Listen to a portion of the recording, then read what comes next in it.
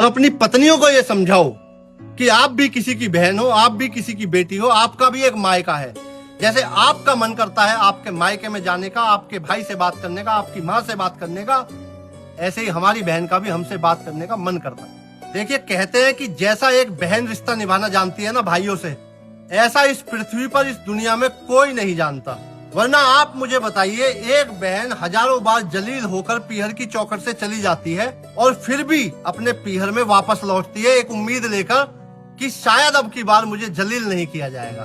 इस समाज में दो तीन तरह के भाई देखे जाते हैं। एक भाई तो वो होता है जो अपनी घरवाली से छुपकर अपनी बहन की मदद करता है, उसके यहाँ कपड़े पहुंचाता है, उसकी आर्थिक सहायता करता है और अपनी पत्नी को कानों कान खबर नहीं होने देता।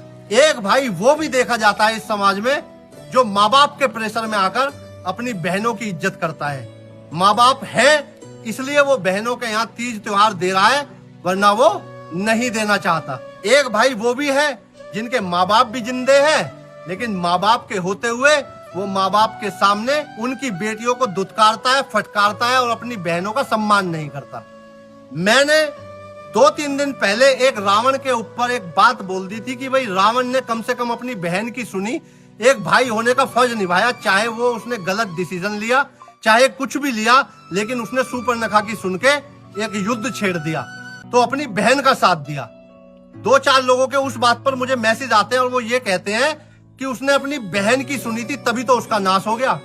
अरे कम से कम रावण ने एक भाई होने का फर्ज तो निभाया था।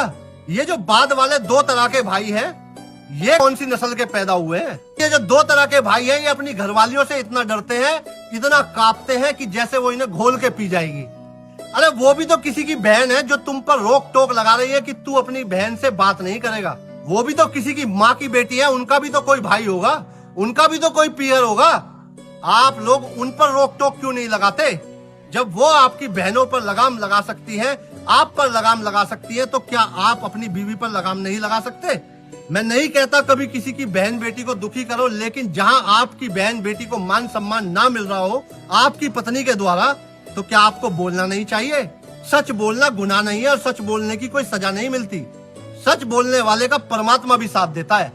सारी जिंदगी इंसान जोड़ता है, पूरे साल जोड़ता है, पूरे साल कमाता है, लेकिन क्या 5 दिन की कमाई अपनी बहन बेटियों के लिए नहीं दे सकता? अपनी बहन बेटियों के यहाँ जाया करो, उनको अपने घर बुलाया करो, उनका मान सम्मान किया करो, उनके तीज त्योहार देकर अपने आप को कृतार्थ करो। सभी से फिर कहता हूँ, हमेशा अपनी बहन बेटियों की इज्जत करो, दूसरे की बहन बेटी की इज्जत करो। आप सभी को मेरा जय हिंद, वंदे मातरम, राधे राधे।